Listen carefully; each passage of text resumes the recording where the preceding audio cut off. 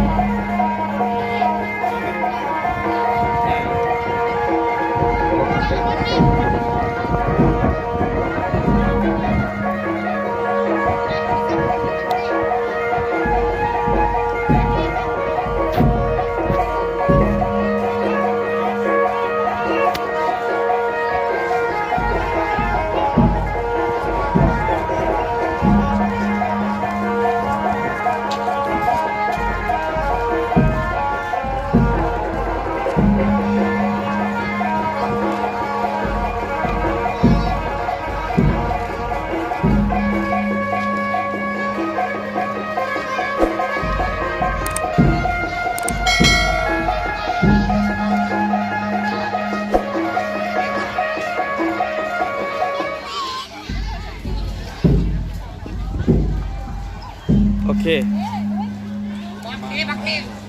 นี่ล่ะอันนี้นะต้นนี่นะเดี๋ยวเขาจะให้เชื่อเรื่องแห่แล้วมาตั้งไว้เลยโอ้ยนั่นแหละพระกระดาษอยู่แล้วน้องว่างขวางไอ้แล้วมันถวายแล้วนี่เลยมันถวายตั้งดูตั้งดูไอ้เราตั้งคนใดคนใดเด้อเอาไอ้นั่นเป็นตั้งลงของบุญเนี่ยของบุญนี่นะตั้งไว้เลยต้นนะ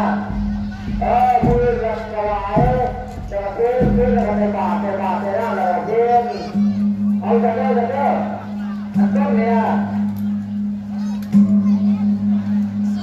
ลงเลย